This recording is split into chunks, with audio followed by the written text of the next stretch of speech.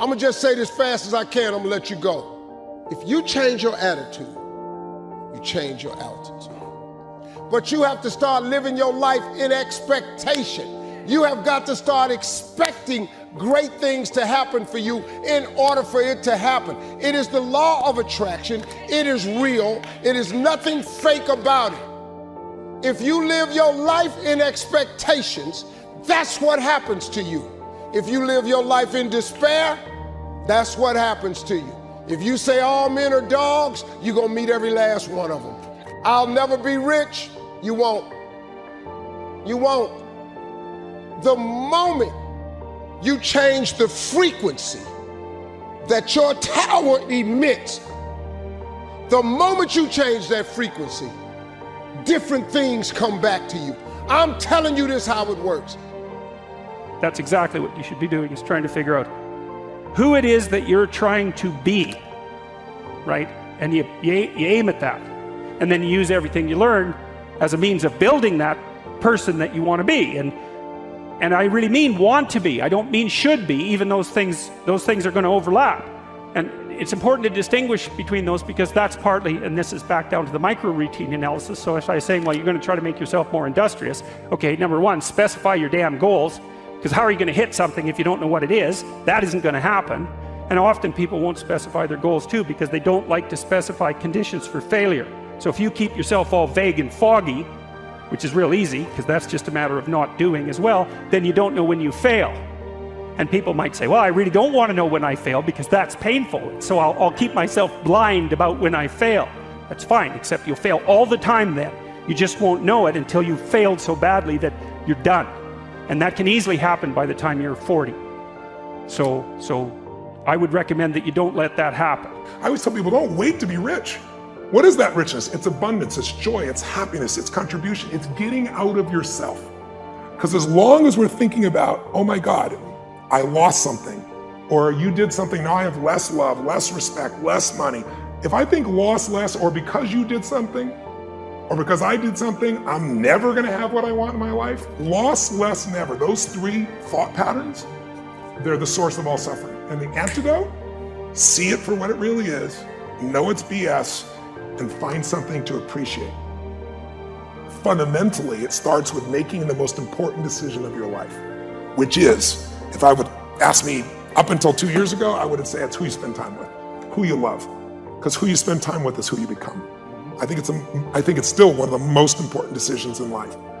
But you can pick the right person and still do things in your head and make yourself miserable. So you really have to decide.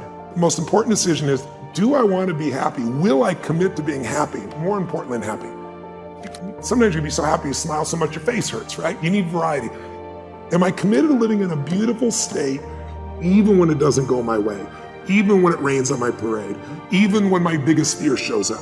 Because I can't control whether your husband or wife will live or die or get sick or leave you or get a divorce. I don't want any of that to happen to any human being. I hate suffering. I do anything I can to help people not suffer. But I can't control that. You can. There are people who have lost their arms, lost their sight. There have been people that have been through the most horrific experiences in life, and they found a way to still be happy because they've made the decision that life is too short to suffer. Most people, half of what they thought today is the same things they thought yesterday. About themselves, about their life, about their business. That's why most people's lives don't change very much. But if you wake up and you start realizing, I'm living in a home, an emotional home I don't want, you can change it. See, because everybody's got it. If you got $1 billion, check this out. If you had $1 billion, but the habitual emotions you go back to are frustrated and pissed off, then your life is called frustrated and pissed off. It doesn't matter how much money you have. Write this down, please. The quality of my life is the quality of my habitual emotions. The quality of my entire life is nothing but the quality of my habitual emotions. Whatever habits of emotion, wherever my emotional home is, I will find a way to get back there. And until I change that, I'm gonna have a problem. How many of you see people in some part of the world, in my country, for example, you'll see this in the middle of America where there's certain places that have cyclones all the time. Or maybe down in New Orleans or places where every few years you get a huge storm that wipes out everybody right on the coast there. But then 2 years later, it happens again. They rebuild, it happens again. How many have ever thought to yourself, why don't these people move? And why don't they move, guys? Because it's what they're conditioned. They call that home. I don't want to leave my home. It's what I know. It's easy to see when it's somebody else and it's physical. It's harder to see when it's yourself and it's emotional, because we have an emotional home.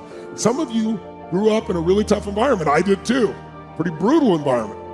Very painful environment. Part of I am who I am is because I didn't want to suffer. I had to find answers. And because I suffered so much, I don't want you to ever suffer if I can do anything about it. I can't control it, but I can help massively. But it's only because I suffered so much I don't want anybody else to. But think about it. Most people suffer even when they're successful. Listen, if you're successful and you're not fulfilled, that's the ultimate failure. If you got people that love you and you're not feeling joyous and alive, something's wrong. Let me show you this. We all live inside a bubble, right? This is our world. We go to church here, we work over here, we go get our coffee over here, we go to this park over here, we usually go over here to, hang out with friends. This is our favorite club. This is our world. This is our favorite spot on the beach. We all live in this bubble. What you gotta do to get the life that God wants you to have, you gotta put more air in your bubble. You got to blow your bubble up. Expand yourself. Take yourself out your comfort zone. Do not live in your bubble. Put some more air in your bubble. If you stay in your comfort zone, that's where you will fail. You will fail in your comfort zone. Success is not a comfortable procedure. It is a very uncomfortable thing to attempt. So you got to get comfortable being uncomfortable if you ever want to be successful. Start putting some pressure on. Put some pressure on yourself. Get out here and get about it. Look, I'd love to sugarcoat this thing for you.